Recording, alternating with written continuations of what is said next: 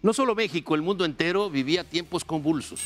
Los movimientos políticos, económicos, sociales y hasta religiosos no son privativos de nuestro país en 1968. Es el mundo entero. En ese contexto se llevan a cabo los Juegos Olímpicos, que fueron un parteaguas para el movimiento olímpico internacional. Los atletas toman voz en el podio. África impone sus condiciones gracias al apoyo diplomático del Comité Olímpico Mexicano de entonces. No viene entonces Sudáfrica.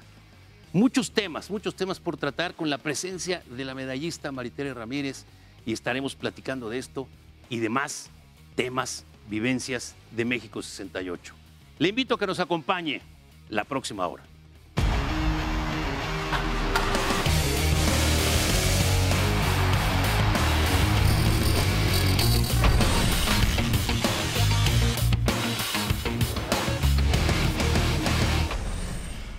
Y para platicar del tema de los Juegos Olímpicos de 1968, vamos a encontrarle, si le parece, el contexto en el que se vivieron, de lo que ocurrió en la vida política, económica, social y hasta religiosa en todo el mundo.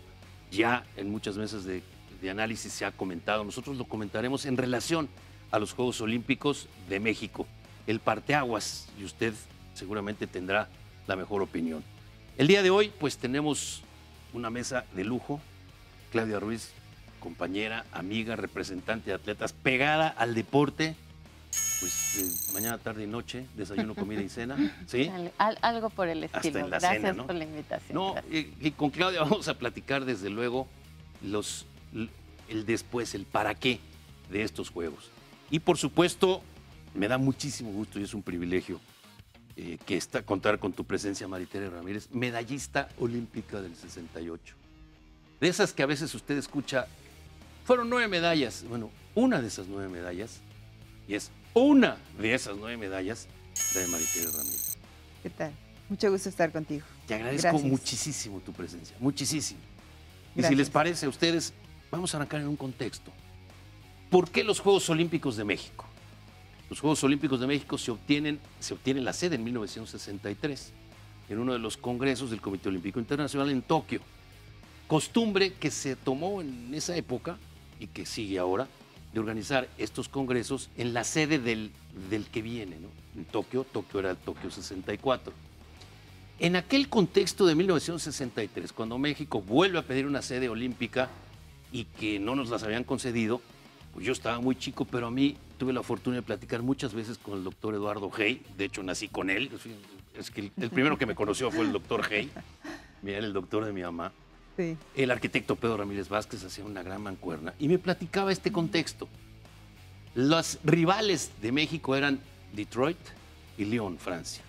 De Lyon, Francia, ellos sabían que no había que preocuparse, pero de Detroit sí. Solamente que en 1963, la tensión del mundo polarizado entre detrás de la cortina de hierro y el mundo occidental fue enorme. Aquel tema de los misiles, en donde John F. Kennedy estuvo a punto de apretar el botón, en donde Nikita Khrushchev, por la Unión Soviética, no cedía, en donde Fidel Castro se decía el que estaba en medio. En ese contexto era imposible darle los Juegos, me decía el doctor Hay, a Detroit. ¿Por qué? Porque seguramente, y nadie puede pensar 5 años a futuro, seguramente no habría dificultad para visas para gente de la Unión Soviética y de toda la Europa del Este. Ese era un punto que explotó la delegación mexicana. Cuando México gana esa sede en el 63, comienza el trabajo y comienzan los enemigos y comienzan los rivales.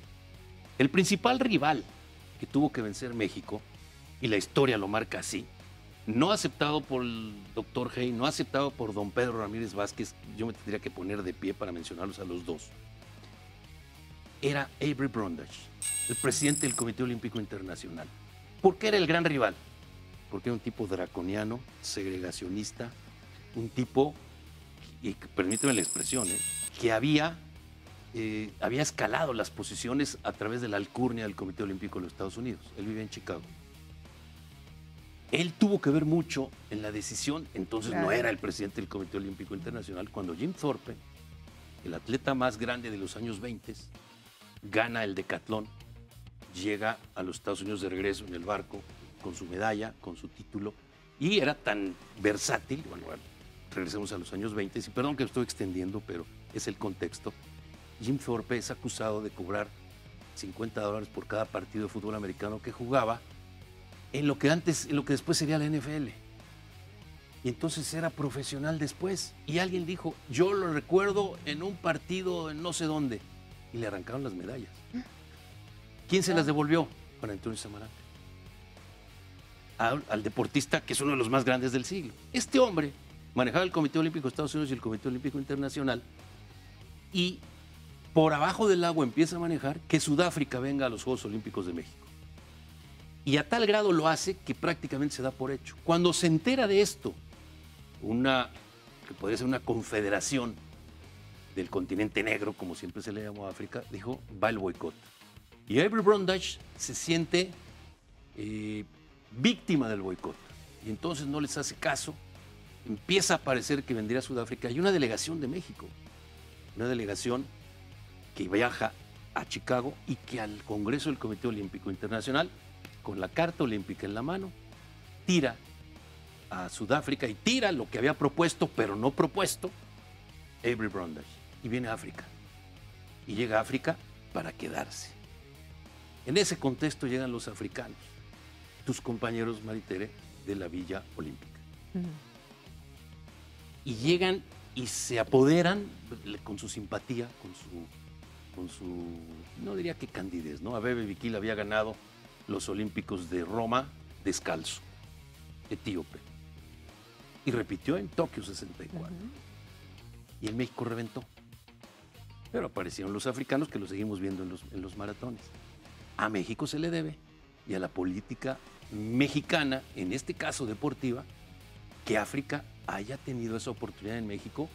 Y tú recordarás, Maritere, y platícanos de la gran cantidad de medallas, sobre todo en el semifondo y el fondo del atletismo, ¿no? Los africanos. Sí, efectivamente, pues ellos desde mucho dominaban y demostraron ahí su poderío. ¿Y con la Villa cómo eran? No, pues ellos se encantaban, de todo lo que había, de la variedad. Llegaban al comedor, bueno, querían llevarse todos los plátanos, la fruta, todo. Porque sí, eso era muy vasto en todos los sentidos. Y estaban admirados, ¿no?, de la atención que se les estaba dando. Y bueno, para ellos era otro mundo. De donde venían al cambio, pues yo creo que nunca se imaginaron que iba a ser tan bonita esa experiencia de competir en México. Claudia, para ahora resulta normal que los africanos estén por todos lados. Pero todo tiene un origen. Después boicotearon Montreal, pero ya con fuerza.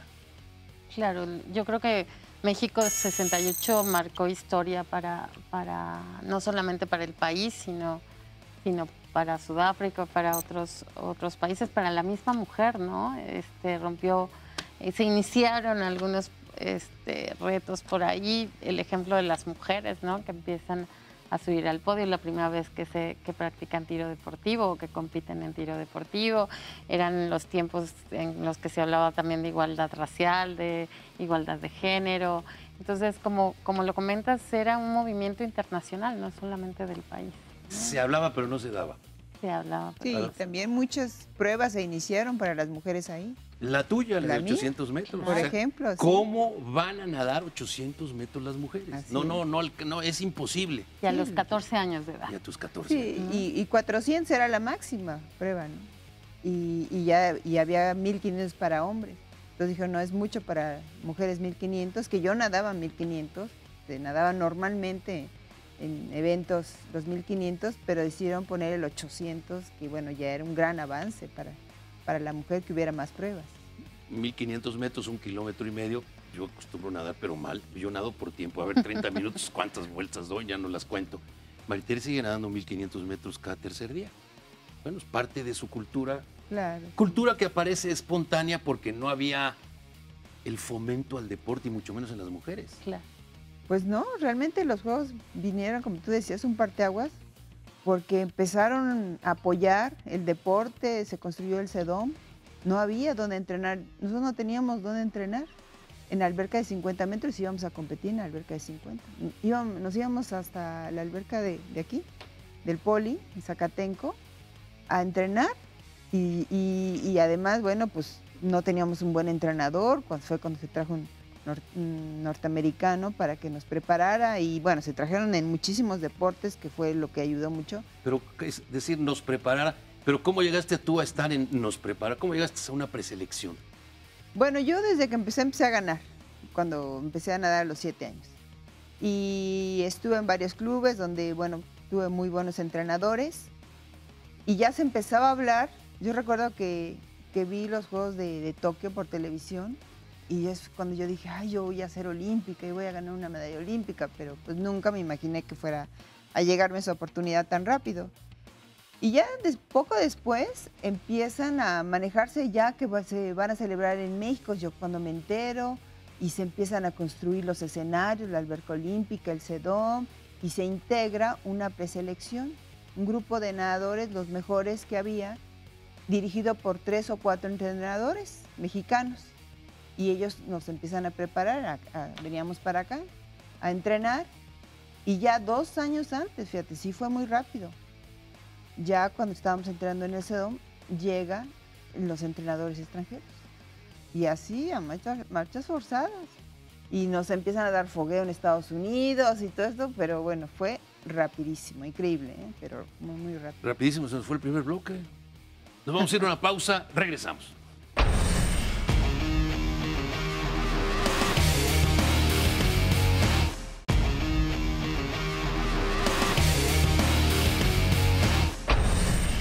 Bueno, así que llegas a la preselección, llegas a la selección. Yo, mi infancia y fue maravillosa porque la disfruté, mi infancia y mi juventud, en el Centro Deportivo Chapultepec, en el Depor. Yo, a lo mejor no llegué, pero había compañeros, amigos, que llegaban con los pants esos rojos con una B atravesada, como el equipo, como el uniforme. De ahí se los copió el Veracruz, para los que querían saber, ¿no? De dónde se lo copió el Veracruz en su camiseta. Y yo me acuerdo uno que estaba en esgrima, y creo que había tirado esgrima, yo no me acuerdo que hubiera tirado, pero tiraba esgrima. Como teníamos que presentar equipos en tantas disciplinas, en todas, pues al final de cuentas había compañeros del Deportivo Chapultepec, que eran atletas olímpicos, y tú wow, ¿no? Los ves. Pero yo me acuerdo que estaba en la mitad de los Juegos Olímpicos y lo veías en los pasillos del Depor y decía, una, dos, o ya lo eliminaron o le prestaron los pants, porque no sabíamos de qué se trataba. Pero a final de cuentas, entonces la delegación mexicana se forma, como nos estás platicando, llegan estos entrenadores. Vamos al contexto. México 1968. No estamos ajenos a los movimientos sociales, políticos, económicos y hasta religiosos más allá de nuestro país. Francia vivía un año candente, 68. Los Estados Unidos, no olvidar los problemas en las universidades por cuestiones de racismo y de segregación, pero muy fuertes. Matan a Martin Luther King, matan también a Robert Kennedy, precandidato y hermano de John F. Kennedy, que había muerto igual a balazos 5 años antes. Con ese contexto se da también algo importantísimo que hemos dejado pasar en muchos comentarios o se ha perdido ahí.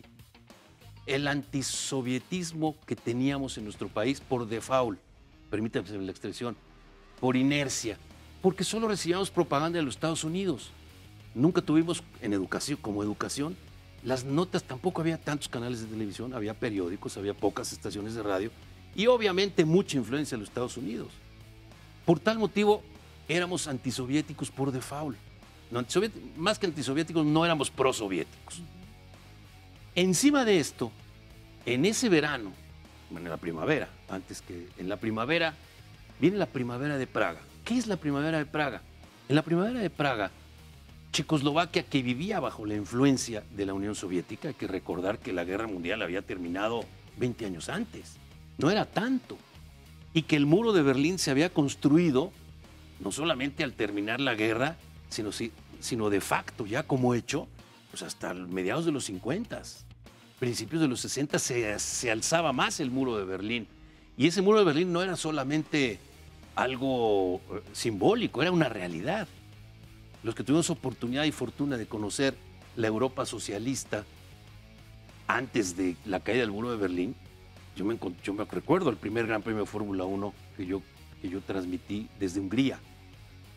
y después a la semana siguiente desde Austria. Y cruzabas la frontera, y antes de llegar a la frontera unos pasos y unos retenes, y tenías que dejar el coche que habías alquilado con la misma empresa que te daba otro coche del otro lado. Es decir, y ya era 3 años antes de que ocurriera. Bueno, en ese contexto, Checoslovaquia, recordad que Austria y Checoslovaquia estaban juntas, digo, hay frontera, pero Austria logró salvar y quedarse del lado occidental. Se habla mucho de historias en relación al oro que tuvieron que pagar, es decir, temas de la guerra. Pero Checoslovaquia no. Pero la Checoslovaquia habían elegido un presidente, Dubček se apellidaba él. Y lo habían elegido y él convenció al Parlamento de mayores libertades, mayor libertad de expresión. Y hubo una carta que firmaron 200 checoslovacos destacados, entre ellos Vera Chavlaska, que era entonces ya campeona del mundo en la gimnasia. Y las gimnastas de la Europa del Este, desde entonces viene la cultura. Hay grandes influencias positivas, como es el deporte en aquella zona, y sus grandes rivales eran las soviéticas, que venían de ganar y se alternaban. Ella aparece ahí. Solamente que la primavera de Praga dura solamente un sueño. Me refiero a unas cuantas semanas, un mes y feria, cuando un día aparecen los tanques soviéticos en la plaza de Praga.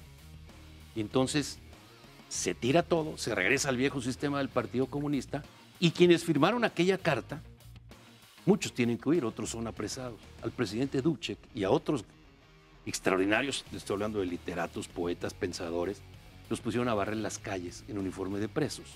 Eso ocurría en el mundo, entendiendo que no todo ocurrió en México en el 68. Nosotros fuimos parte de aquel reflejo y a lo mejor una consecuencia con el movimiento del 68 que ya se ha analizado en muchas mesas.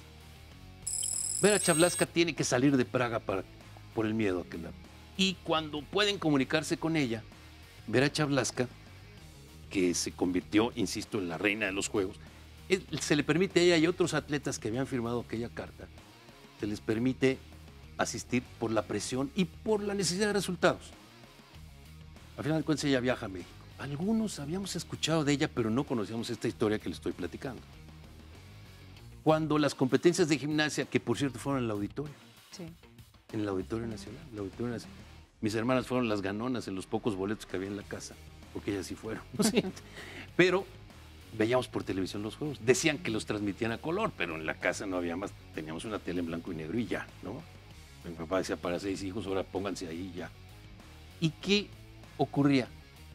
Que vienen las competencias de gimnasia y en este no ser prosoviéticos en ningún momento, pues Vera Chavlaska, la checoslovaca, la invasión, la embajada estaba en Horacio y Taine, yo vivía ahí cerquita, y la embajada estaba siempre, había mucha gente rodeaba esa embajada de Checoslovaquia en aquel momento. Y Vera Chavlaska se lleva 4 medallas de oro y 2 de plata. Estoy haciéndole rápido estas cifras. Y en una de estas, ella comparte con una soviética el podio. ¿Sí? Las soviéticas lloraban con los abucheos del auditorio, porque eran soviéticas y porque le íbamos a ver a Chavlaska, que además bailó con el jarabe tapatío en los ejercicios libres. Es decir, manejó bien.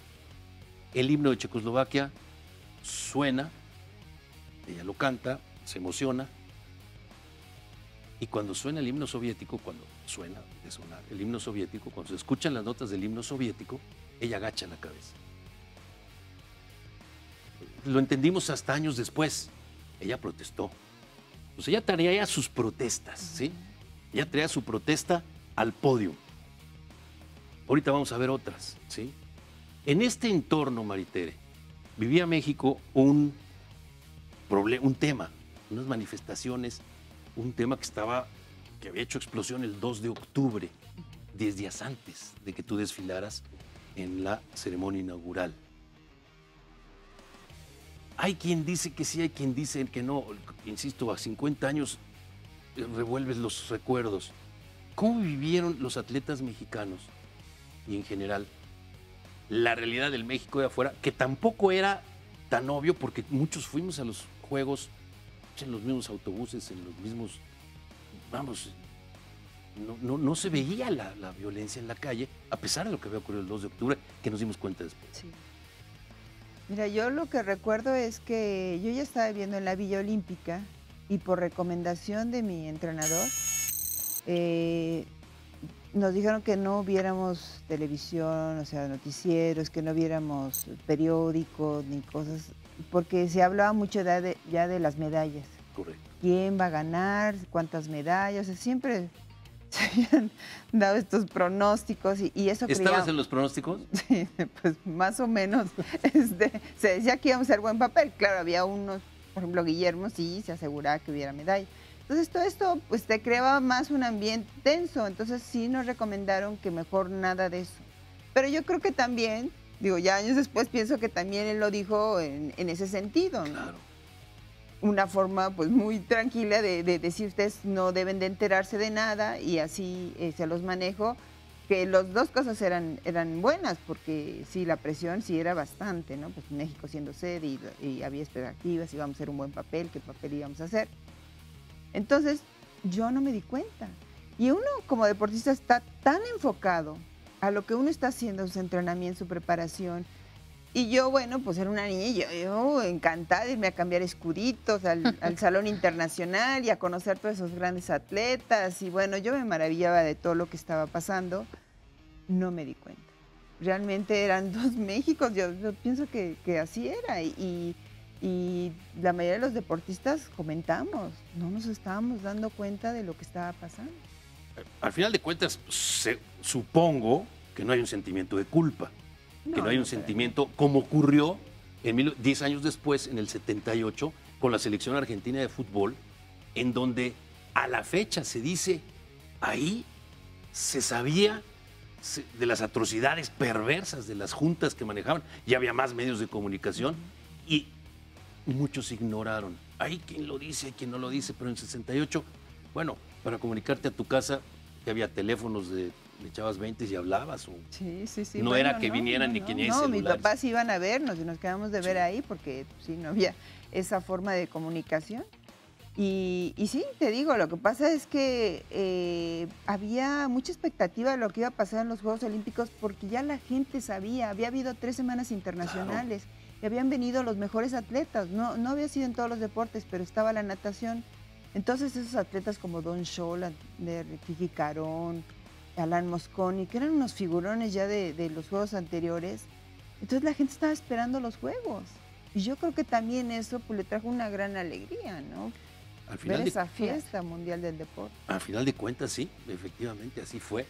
Y cuestión de los tiempos, pero aquí el tema es que pongamos el entorno, que muchas cosas ocurrían en el mundo. Eso sí. Y que estas cosas que ocurrieron en el mundo se reflejaron en México.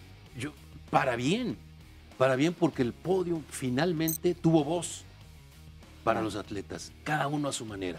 Pero si les parece, regresamos con esto y mucho más. No le cambie.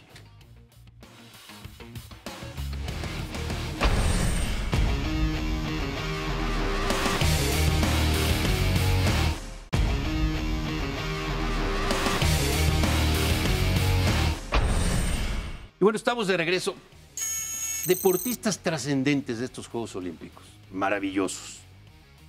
Yo encabezaría la lista de los menos recordados, y ahorita vamos a tratar del atletismo, Klaus Di Biasi. Un clavadista fuera de serie, italiano, innovador, un hombre que puso y propuso, que fue solamente, ¿qué te puedo decir? Fue el primer, bueno, no, ya habían ocurrido en el 48, pero fue de esta época ya de los grados de dificultades más altos, él repitió medallas. ¿Sí? Esto es maravilloso y lo tuvimos en México. Franco Cañoto, su compañero de clavados. Y ahí se coló Álvaro Bagiola a una medalla de plata que tampoco es tan publicitada, pero es una medalla de plata extraordinaria. Y ahí mi buen amigo Luis Niño de Rivera, él me platica, dice, es que la medalla de bronce de los 10 metros, cuando se las entregaron, lo único que le faltó fue protestar al que se la ganó, porque dice, pues yo la había arañado así sí, con todo. La arañó, la tuvo así Luis Niño Rivera en este tema, pero fundamental. En tu deporte, sin duda, Debbie Meyer, ¿no? Primera multimedallista en estos niveles ya de competencia en la natación, ¿no? que estuvo en México en estos días. El equipo japonés de gimnasia masculina. Sabemos que la gimnasia siempre, las mujeres se roban el espectáculo. Yo diría que se roban incluso los Juegos Olímpicos, ¿no? Pero el equipo japonés de gimnasia masculina era prácticamente rayando en la perfección. Ni siquiera los países socialistas los alcanzaban. Fue quizá la culminación también de un gran desarrollo del deporte japonés, que aprovecharon el columpio de los Juegos del 64 para quedarse en ese gran nivel. Fue uno de los últimos fuera máscaras del fútbol, en donde la hipocresía reinante, con esa palabra, hacía que los países socialistas trajeran a sus selecciones nacionales, que 2 años después las veíamos en los mundiales. ¿Por qué? Porque no eran profesionales, pero eran miembros del ejército y eran miembros del no sé qué. Y los futbolistas profesionales eran profesionales. En 68, porque nosotros pertenecíamos a CONCACAF, permiten que en México presente pues la que era nuestra selección nacional. Selección nacional que pierde la semifinal con Bulgaria en el Jalisco y luego en el Estadio Azteca. A ese sí fui, en el Estadio Azteca. Se coló, por cierto. A ese no me colé, pero ¿No? a otros sí. Ah, ok. Otros sí. Intenté colarme en algunos, pero no había, o sea, no había reparto en la... Pero era tan... Yo no le podría parar mi inocencia, pero no había tanta seguridad como incluso hay ahora en los estadios. Oh, bueno. Tú llegabas al Estadio Azteca y te ponías, estabas en la Ciudad Universitaria, estabas en la explanada y disfrutabas el estadio aunque no entraras. Aunque no entraras. Ya estuviste en el estadio. Yo confieso que no. Es que el ambiente en todos lados fuera era maravilloso también, la gente, o sea, Las calles. estaba ahí esperándote, sí, verte pasar y era una fiesta para toda la gente también. Pero transitábamos por las calles, se hicieron unas grandes banderolas, así, ¿no?, del tamaño de los postes y del color que era la banderola. Tú sabes, rojo es que voy a tal estadio, el blanco que vas a no sé dónde.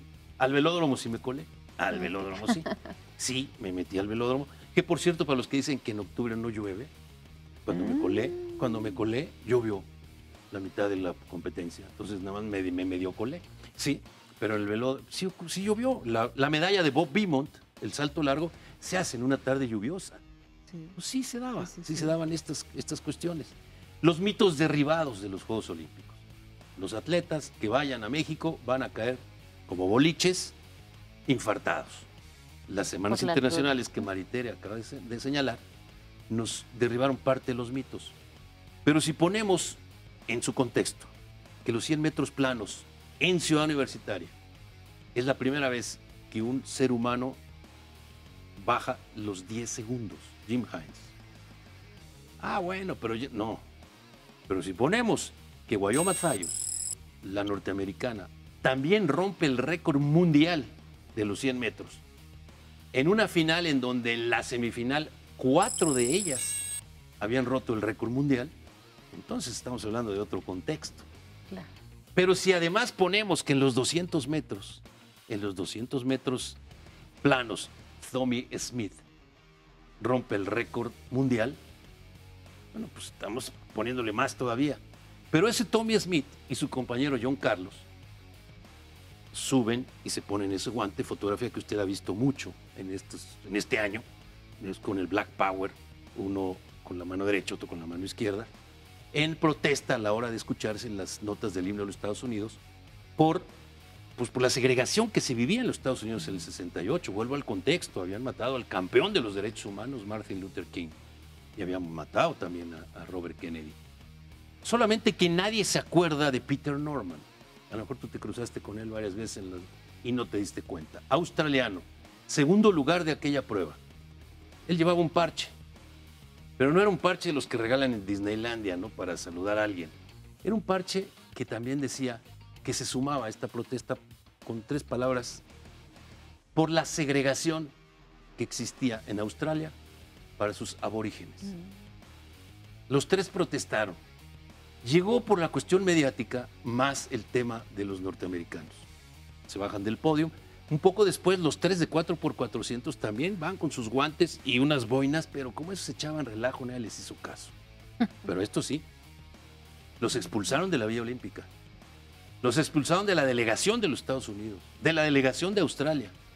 Los regresaron porque el Comité Olímpico Internacional, Avery Brundage, el personaje que le acabo de decir, los pidió que se les sancionara y se regresaran a sus países. Los corrieron de sus trabajos y, reitero, problemas familiares, problemas, uno de ellos, de alcoholismo, problemas de estatus, segregados de sus comunidades, hasta de las comunidades de la raza negra, segregados hasta cerca de 10 años después. ¿Cómo me entero de esta historia? De la forma más casual. Me la habían platicado en los Juegos Olímpicos de Atenas y no la había yo visto mucho hasta que vi la fotografía de la fotografía de John Carlos y de Tommie Smith, uno de ellos, cargando un féretro en Australia el día que murió Peter Norman hace no muchos años. Es decir, ellos sí eran cómplices, pero estoy hablando de protestas, de movimientos sociales que no los de México, y no estoy menospreciando el de México, estoy insistiendo en que este era un compromiso mundial, un evento mundial, los Juegos Olímpicos, y que desde el querer segregar a los africanos por parte del presidente del Comité Olímpico Internacional, hasta lo que ocurrió con estos tres grandes campeones de los derechos humanos que no se doblaron, esto es parte del contexto que vivimos y del que muchos no nos dimos cuenta, excepto en la propaganda, en este caso pro-yanqui, que significaba: ¿cómo es posible que hayas hecho esto en unos Juegos Olímpicos? ¡Qué barbaridad! ¡Qué bueno que los expulsaron! Eso fue lo que nosotros aprendimos, pero afortunadamente desechamos muy rápido por este tipo de cambios. Tiempos diferentes vivimos ahora. Así es, pero yo creo que finalmente México 68 cambió el ADN de México, del mundo, ¿no? Del deporte, y sigue siendo la mejor actuación de México en la historia de Juegos Olímpicos, en medallas. Y hay historias irrepetibles como la de Maritere, en natación, en la mujer y en 800 metros libres. No tenemos otra medallista olímpica, ¿no? Entonces, yo creo que sí tenemos escenarios deportivos que son obra de esto de México 68, y que hoy a 50 años, en todos estos festejos que ha habido, hemos podido valorar más lo que se hizo, ¿no? El país, con todo esto que están platicando, la capacidad de organización que tuvo México a partir del arquitecto Ramírez Vázquez. No sé, las nuevas generaciones también se inspiran en figuras como los medallistas de México 68 y en estas historias que usted está contando, porque marcan movimientos sociales que eran importantes en aquella época y que de no haber sucedido hoy sería otra la historia. Solamente que los pioneros están desde 1936. Ah, sí. Y cuando, a mí me platicaba mi papá, cuando aparece Joaquín Capilla ganando una medalla olímpica, se convirtió en un héroe nacional, y desafortunadamente para don Joaquín, quienes tuvimos oportunidad de platicar después con él no soportó, la fama se lo traicionó y se lo acabó a don Joaquín Capilla, ¿no? Y también Mariles, ¿no? Y al general Mariles, pero era general, era del ejército, pero es una medalla, pero las medallas eran leyendas, me decía mi papá, ¿no? En 1960, cuando se gana una medalla solamente en clavados, ¿no? De Juanito Botella, ¿no? Que tampoco pudo con ese tema. Pero entonces, aquí es competir en casa, crecer en casa y ganar en casa. Y entonces llegan ustedes, rompen paradigmas, y yo te diría que en el caso tuyo, pues la natación mexicana no ha vuelto, ni a acercarse por mucho, y estamos hablando del 68 para acá, ni a acercarse en una final que dijeras, híjole, estuvimos cerquita. Sí. Muy triste, ¿no? Cuando vemos que pasan los años. Yo recuerdo que en esos juegos, bueno, pues hubo 2 medallas y hubo varios finalistas. Éramos un equipo muy completo. La verdad es que, bueno, ha sido el mejor equipo además. Y bueno, lo que pasa es que en ese momento tuvimos nosotros una preparación muy semejante a la que tenían en el resto del mundo, porque es un deporte de primer mundo.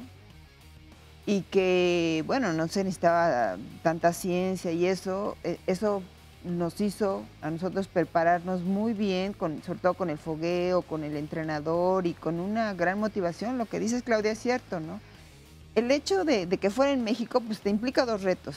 Por un lado, pues que sea en tu casa, yo vi realmente cómo iba evolucionando todo, ¿no? La construcción de la alberca, el sedón, bueno, para mí era un orgullo entrenar en el sedón, esa alberca también maravillosa, la pista, conocer a otros atletas, las semanas internacionales, todo eso es un ambiente maravilloso y que a mí me ayudó muchísimo. Y por el otro lado también la gente que se entregó totalmente a nosotros, ¿no? Yo cada vez que entraba a la alberca y escuchaba el grito de México, México, pues al principio pues fue muy impactante, pero ya después decías, estoy en México, estoy en mi casa, ante mi público, con mi familia, y mis amigos.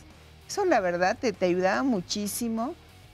Y luego cuando ganó Felipe, todo eso, el ambiente estaba padrísimo para que pues, pudiéramos hacer nuestro mejor papel, ¿no? Te voy a interrumpir porque tenemos una pausa, porque sí, ya ganó Felipe, pero 4 días después, la medalla de Maritere. Regresamos.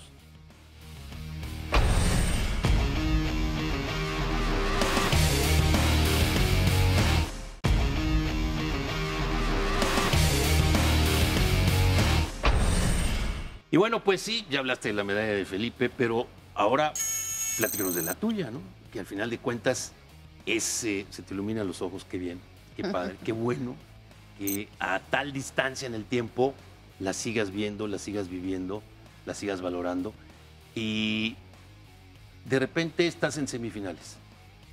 Así es. Yo compito por la mañana en la eliminatoria. Había eliminatoria y final. Y en mi hit le gano a Patti Caretto, que había sido campeona mundial de 1500. Entonces yo feliz, había ganado mi hit. Y luego me entero que paso en tercer lugar a la final.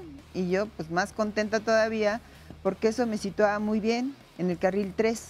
Entonces yo iba a tener pues, a las nadadoras mejores junto de mí. Interrumpa. Antes de los Juegos Olímpicos, a los tiempos que tú habías nadado, porque ya recién se habían competido lo que llaman trades, las eliminatorias de Estados Unidos, y tú ya tenías los tiempos de otras contra las que te ibas a enfrentar. Sí, bueno, es que yo cuando iba a competir a los nacionales o a los campeonatos de Santa Clara, que eran los eventos más fuertes, yo ya pasaba a finales allá con ellas. Entonces yo ya sabía, inclusive había un entrenador, George Gaines, de Santa Clara, que decía que yo tenía muchas posibilidades de sacar medallas. O sea, ya se manejaba, ¿no? Pero estoy hablando de unos meses, porque yo empecé a nadar 800 un año antes. Yo no nadaba pruebas de fondo. Gracias a una sueca que se vino a entrenar aquí después de la tercera semana internacional. Y yo la veo, porque ella había sido subcampeona de Europa en 400. Y yo la veía cuando entrenaba con nosotros, se vino a entrenar, se había casado con un mexicano, entonces pidió entrenar con nosotros. Y pues de estarla observando, me preguntan mis entrenadores, ¿tú no quieres nadar fondo? ¿No te gustaría nadar con ella? Y yo, como era mujer y yo no tenía rivales mujeres, eso me animó a pasarme a esa prueba. Al principio me sacaba albercas, pero eso me ayudó muchísimo a tener más competencia en cada entrenamiento hasta que la alcancé.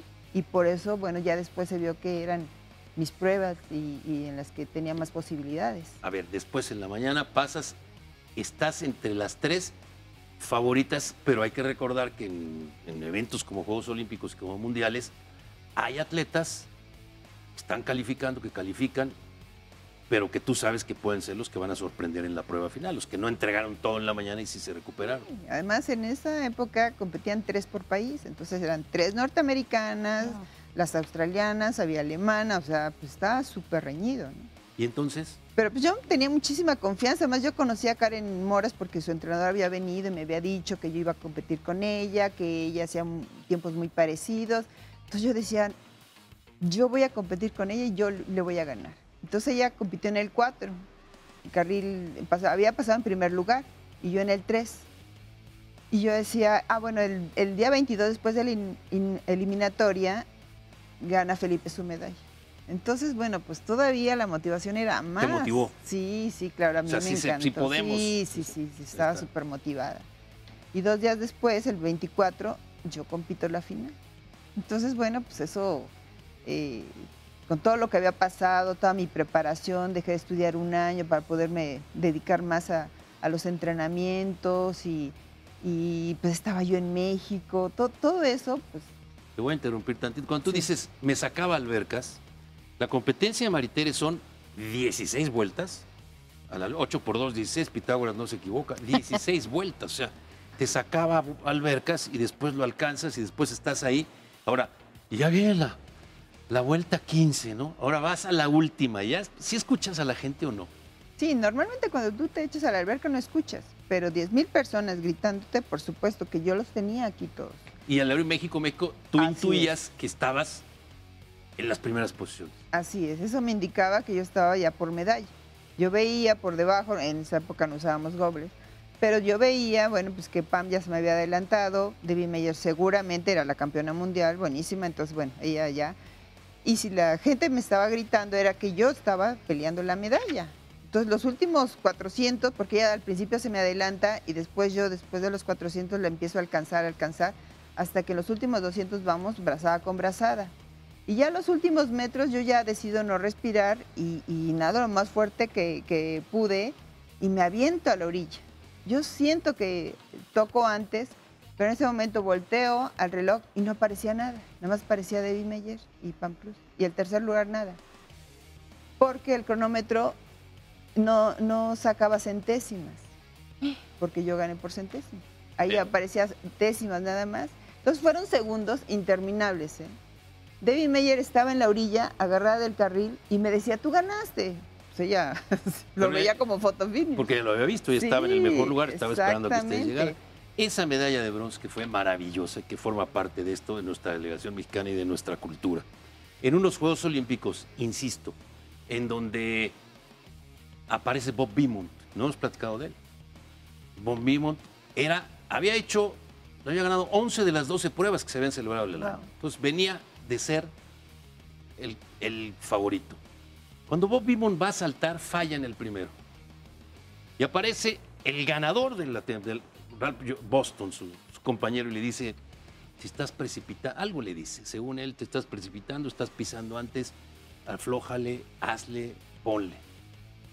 Y de pronto hace su brinco ese en donde voló. Se calcula que saltó en vertical 1.80 y que luego cayó por acá 8.90, cuando la marca anterior era 60 centímetros menos.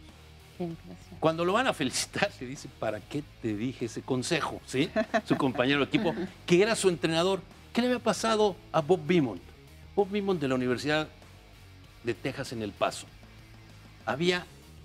Se había formado parte del estado de Texas, uno de los estados más racistas, recordemos que es el 68, y él había sido expulsado del equipo.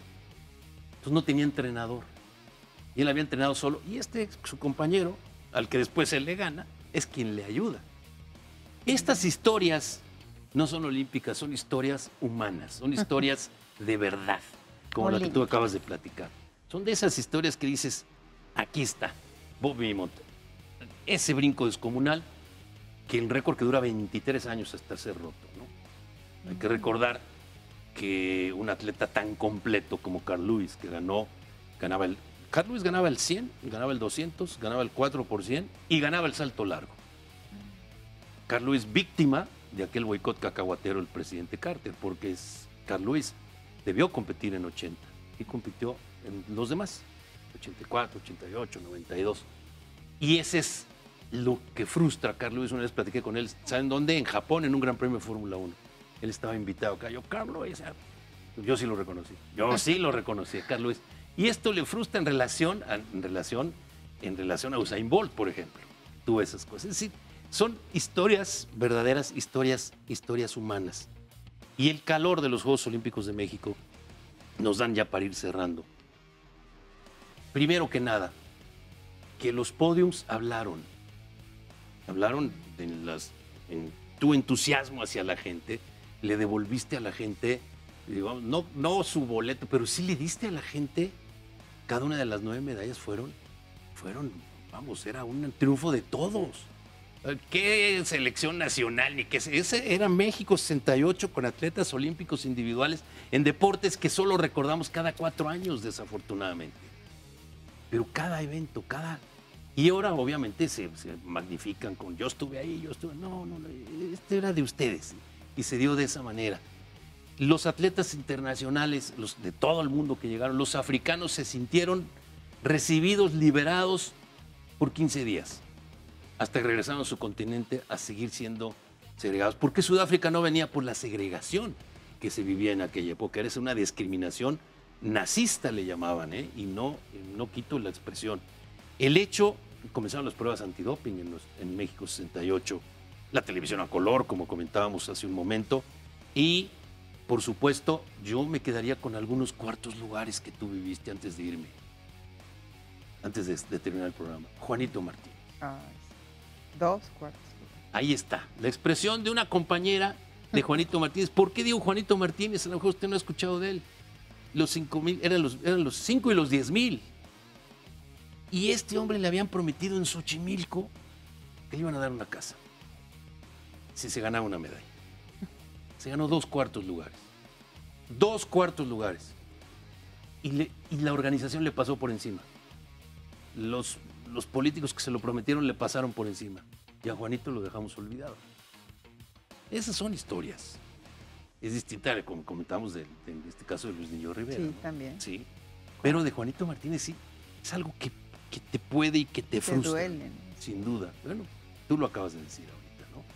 Estas historias, insisto, para los africanos, para los norteamericanos que vinieron, para los que sufrieron consecuencias, para ver a Chavlasca, que ya no volvió a ser la misma. Se casó en México, la novia de...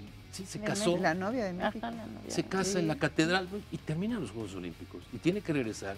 Ya no forma parte de aquello. Viene a México después como entrenadora, la trae lo que era el Instituto Nacional del Deporte. En fin, ya pues, las historias se desparraman y se van saliendo para otros lados, ¿no?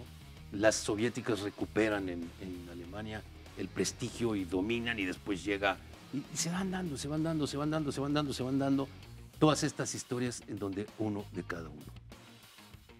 Una conclusión así, rápida, para despedirnos. Maritere.